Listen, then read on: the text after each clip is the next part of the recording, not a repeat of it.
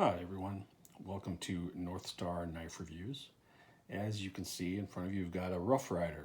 This is the Sodbuster style in the classic carbon series.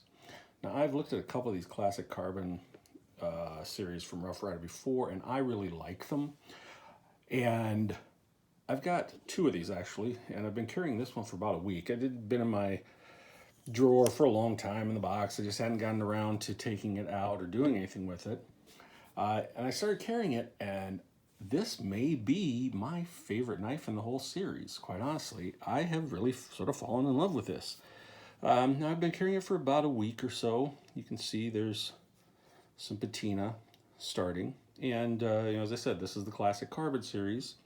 So the blade on this is T10 carbon steel. T10 is pretty similar to 1095 in its construction. It is used in sword making quite extensively, and in some knives as well, including the classic carbon series. But if you are familiar with 1095, this is going to be a pretty similar type of steel. And as I say, it does patina, getting just a nice start on here. So if you don't like that, you may not want to get the classic carbon knives. Now, take a quick look at this. We've got, as all of the classic carbon series, the yellow plastic composite handles.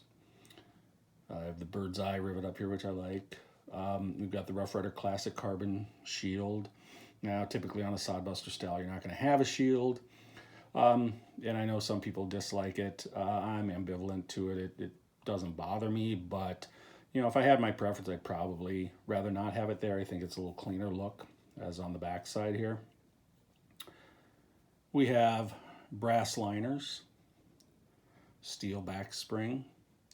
Pretty good fit and finish on this. Not perfect, but this knife was, I believe, about $13. Came out in 2017 or 18, so I've had it for a while. Before I started carrying it, and I don't remember exactly what the price was, but it was about $12 or $13 if I remember correctly. Now, the length on this closed is about a little over 4.5 inches. The blade has a match strike pull, nail neck. The blade on this is about 3 3/4 inches long. See, it's a pretty standard drop point blade. Has the Rough Ryder Tang stamp, and then the model number, which is the RR1743, and it is, as most of the Rough Ryders are, made in China. Now, you can see that unlike most of the Sodbusters you'll see out there, this does have a liner lock. It's a brass liner lock. This is an old-fashioned style liner lock, and these have been around for over a century. You can still find them on a number of traditional knives. As I said, most of the current Sodbusters don't have liner locks, but some of them did in the past. Case, for example, made a Sodbuster with a liner lock from 1970 to, I believe, 1985.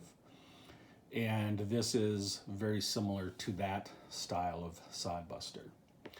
Now, just a little aside, I very recently did a review of this belt sheath, and at that time I put the large Stockman from the classic carbon Rough Ryder series in it and said that was probably about the biggest knife you could get in. Well, turns out that this one actually fits. You can see it's a pretty thin knife, and it will fit in. Now, it does stick out a ways, and if you're wearing it on your belt, and I have been wearing it, it does stick out straight a little bit as the belt will curve around your body. So that may or may not be an issue for you, but it will fit in here, won't fall out. And so you can use this for this. Again, this is the Gentle Stash. There you go, Gentle Stash sheath. So, I really have taken quite a liking to this knife. Didn't expect to.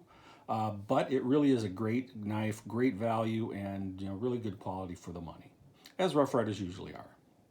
Thanks for watching. Hope you found this at least somewhat interesting. Have a good day. I will catch you next time.